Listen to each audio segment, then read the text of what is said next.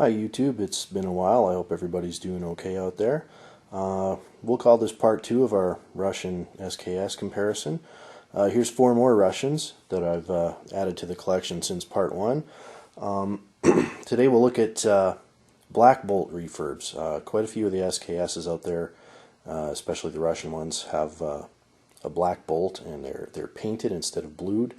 Some people also call them a barbecue refurb. We'll just take a look at 3 of these and how they can vary from rifle to rifle. The process was pretty varied. I'm not sure if it was depending on the year or what time or where they expected to be stored or shipped, but let's just take a look at these 4 guns and compare them. We'll start off with a little refresher.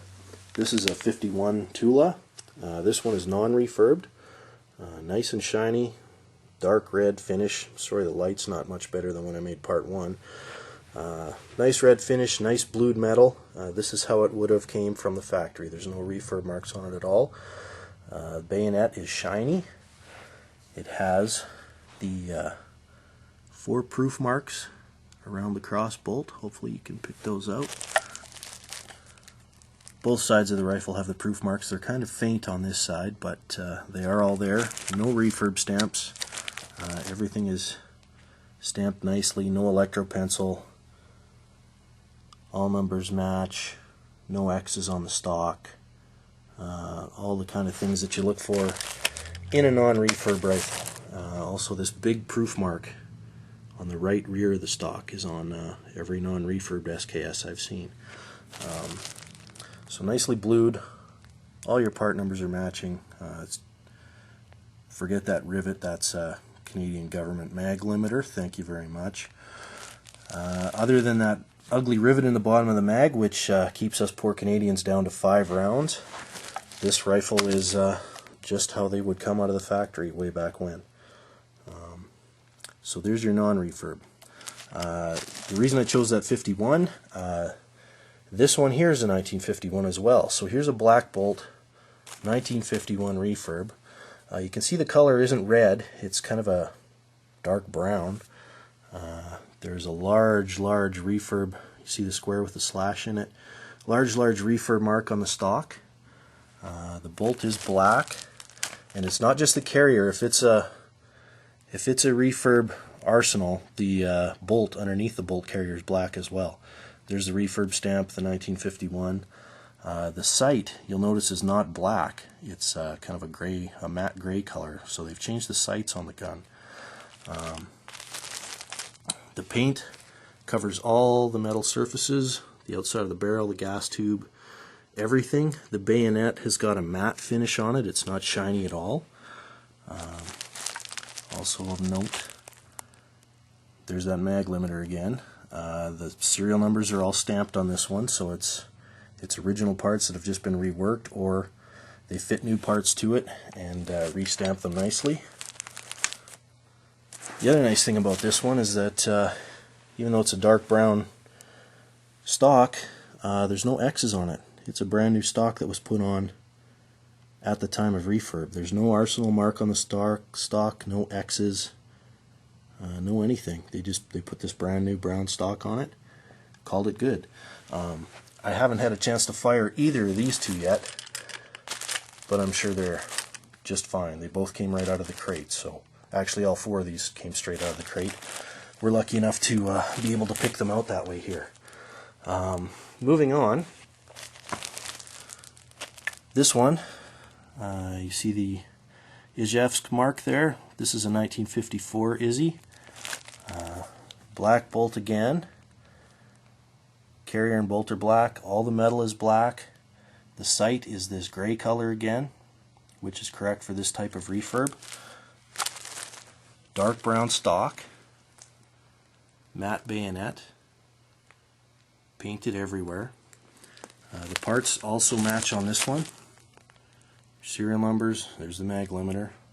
But all the serial numbers are stamped. They all match. The only thing that doesn't match on this gun is the stock. Let's see if I can get it. There's that large refurb mark there. A few other little stamps that they threw on here. Turning it over, you can just make it out. If I move around, you can just sort of see the shadow of it. There is a Tula star here. It's I'm not sure if the camera's going to pick it up, but it's a 1954 Tula stock on this 1954 Izzy. You can see the X's, getting rid of the original serial number, and there's the new serial number. So they just must have had a spare stock laying in the pile, and threw it on here and called it good. Which is fine. This gun I have fired. The front sight is off a little bit, but it shoots nice groups. So nice rifle for the price that we can get them for up here, and it's an Izzy, so a little bit more rare than the Tulas, so I picked it up. Now the last one, this is a 53 Izzy. I picked it up, one, because again it's an Izzy, so a little bit more rare. This is my third Izzy. Big refurb square there on the stock. I also bought this one, as you see, you'll see it's probably the ugliest Izzy that you might ever see. Even though it's right out of the crate, it's got the same features as the rest of the rifles. Black bolt, black carrier, the gray sight,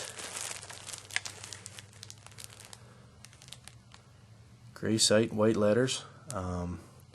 If you look here though at the bolt carrier, that's just electro penciled on, so they've changed that. I believe the bolt underneath is electro penciled as well. So they've changed those parts. They very crudely changed the magazine. You can see there where they just struck a line through the old serial number and bashed a new one in there. The trigger group is original. There's the original number there. Other things you can see right here is a patch in the fore end of the stock. That's a fairly common patch on SKSs that I've seen.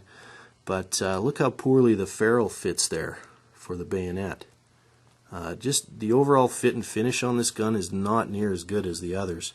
If we look back at the 54, a little bit of a gap there, not too bad.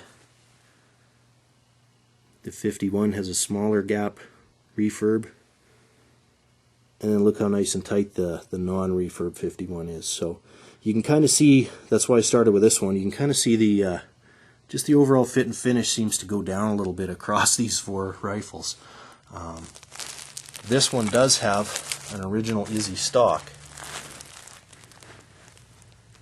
You can see, maybe you can't see,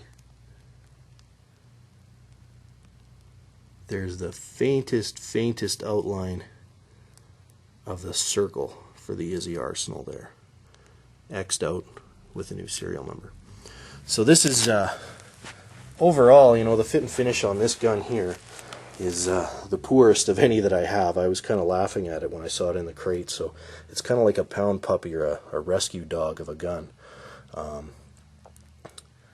There's a few little things right there where they fit the bayonet pin. They bashed the hell out of that to try and make it fit or keep it tight.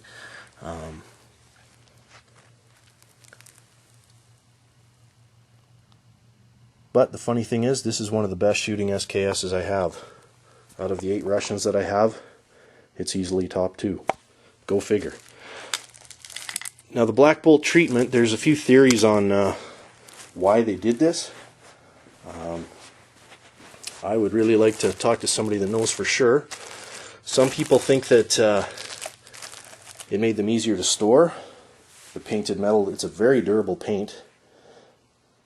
Some people say that when they went into long-term storage that it was easier to preserve than blued metal. Some people think it may have something to do with survivability of a nuclear, biological, chemical attack. I've heard that one a few times. It may just be that they wanted to get them into storage quickly, threw some paint on them instead of bothering to re-blue them. One like that top Izzy there would kind of support that they just did a quick and dirty and threw it in a crate. Hard to say. Anyhow, those are what original black bolts look like. They certainly shoot as well as a regular non-refurbed or a regular refurb gun, and some people actually prefer the looks of it. I really don't care. I like the reddish stock. But these all shoot just fine, they look just fine, they work just like any other SKS. So there you have it, Black Bolt SKSs. Hope this helps somebody out there. Take care.